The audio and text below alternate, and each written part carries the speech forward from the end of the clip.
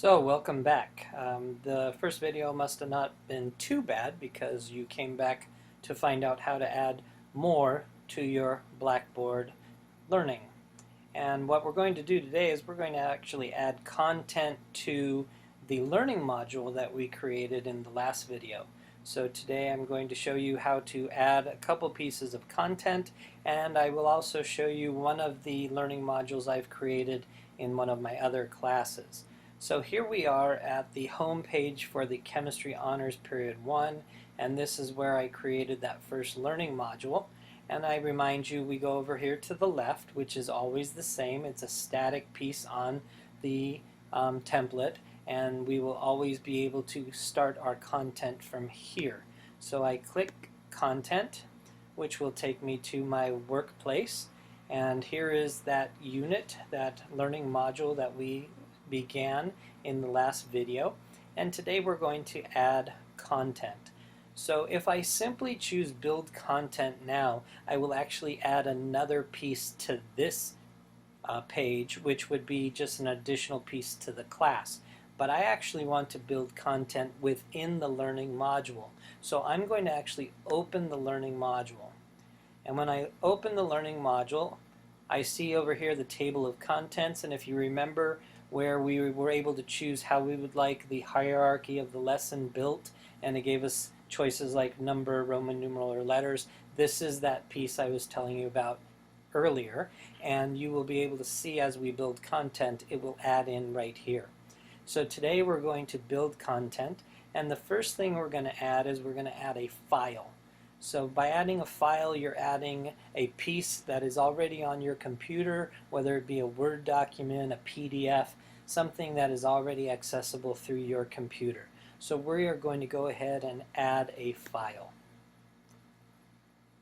So when we are given this choice, we can name that file, and for this purpose we are going to do the DHMO case study.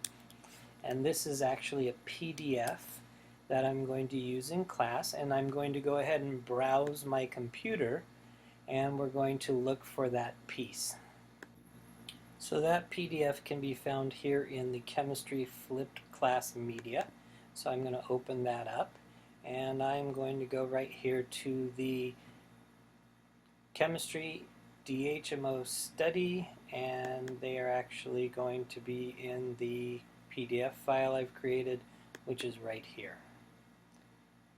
So now we see we have the DHMO case study PDF, and I'm going to actually go through this process, and the color of the, I'm going to actually change the color of this so that all of my PDFs are the same color, and I'm going to make this a nice dark red, and I'm going to apply that. And then I don't need to add any other files. You can add as many files as you need. I am not going to add alignment currently. I could come back and do that later. I want my users to be able to view it. Again, I'm going to track it, and we can choose if we want to open it at a certain date, but I want this open from the first week of class, so I'm just going to go ahead and leave this open, and then we're going to go ahead and click Submit. So there we have that DHMO case study, and here you see it on the left. It's part of the hierarchy of this learning module. And let's go back to content and see how that looks. So here is the learning module, Chapter 1, Introduction to Chemistry, and there is the DHMO case study PDF. And once again, I remind you, you can go up here and check to see what the student preview looks like. So this is what the students will see. So they will choose content, they will choose learning module, Chapter 1, Introduction to Chemistry. Oh, the wheel of buffering. And there we have the case study, and notice it opens up in its own window here for the students to view. So I'm going to go ahead and exit the preview. Remember that this will ask you if you added anything during your testing, if that will be deleted, and that's always recommended that you do that. So we're going to go ahead and press continue, which will take us out of the student preview and back to my home page. Now from this I'm going to add a second piece of content. So I again open the module, and I don't want it to go into the DHMO case study. It's actually going to go below that. So I'm going to go ahead and build content. I'm going to actually add an assignment here. So I'm going to choose assignment, and I'm going to select that, and I'm going to name this DHMO case study response. And I'm going to go ahead and pause the video and fill in this text down here, and we'll go over that together in a little bit. So here I've put in the information for the assignment. Please read the DHMO case study PDF. Now what I'm going to do is, this is just like a Word document.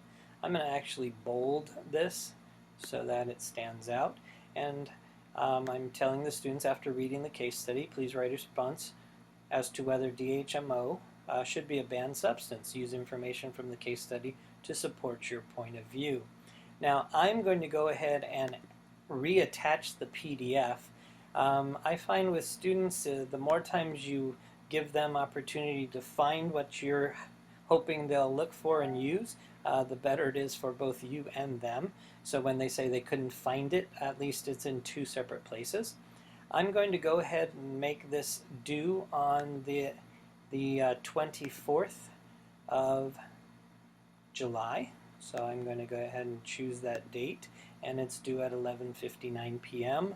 and this response is going to be worth 15 points. Now submission details, it's an individual assignment, not a group assignment. You would have to actually have groups chosen in order to make it a group submission. They're only going to have one attempt, a single attempt at this assignment. I'm not going to grade it and give it back to them for them to resubmit. So this is a single attempt assignment. As far as grading options, you can enable anonymous grading, which would not give you the student's name, but since I don't know the students yet, I'd like to start associating their information with what they're producing. And delegated grading is if there are several people who are going to grade different parts of the class. If you have, say for instance, 2 or 3 teachers teaching the same course, and you were going to separate out the grading to different people. Display grades, this is going to be a score, and my secondary display is, I'm going to put it as a %, and it's going to be included in the grade center, and students will be able to see their grades.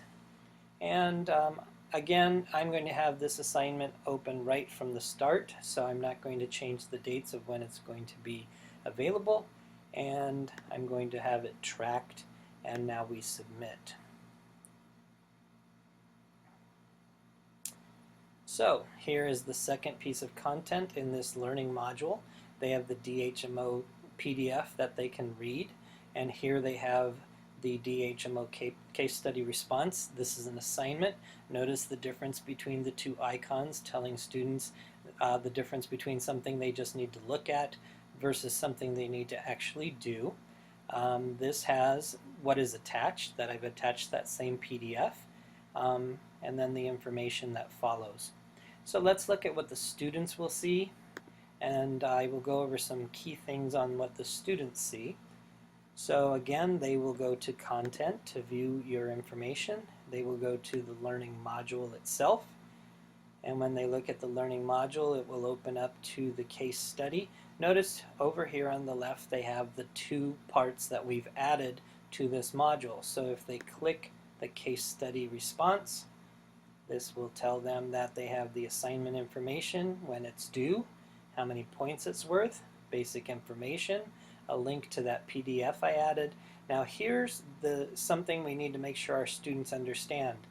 The comments down at the bottom is if they are going to respond back to you with questions, or if they want to make a comment on the assignment.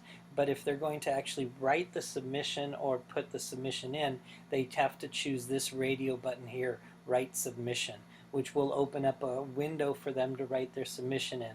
They can also attach a file if they type a Word document or a Pages document, and they're going to simply save it on their computer and then attach that to their assignment so they can browse their computer to those save files that they've created. So let's see what it looks like. Here's the write the submission I have selected, and they get that pop-up window where they can actually type in their response. So let's go back. Again, I haven't added anything, but I'm reminded, do I want to delete anything? So at this time we're going to delete and continue, and that will take us back to my home page. And let's again look at that content. So here's the learning module. I added the PDF and I added the writing assignment. So hopefully this was helpful.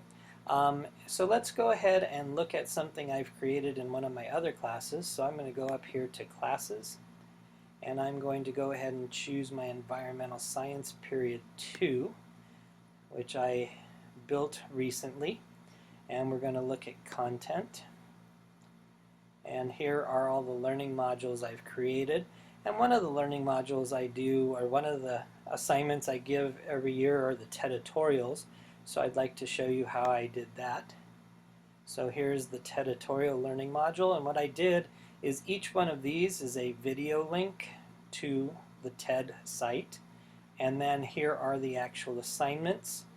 So when we open that assignment, the first one is due on September 7th. It's worth 15 points. Here's the information they need to know about that assignment, when it's due, and then I've also attached a rubric here that they can open up and take a look at, so students can figure out how best to do the assignment within the grading rubric. And that doesn't seem to be opening for some reason. I need to check that, but we'll leave it at that for now. Here again is the write the submission, and so on. So that is just one of the types of modules we can create. So I'm going to go ahead and go back to my content, and so each one of those is laid out with the different TEDs I assign and when those assignments are due. So this would be a full learning module.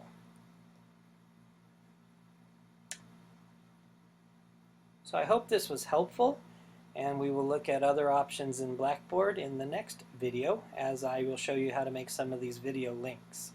So I hope this was helpful, and keep working on your Blackboard.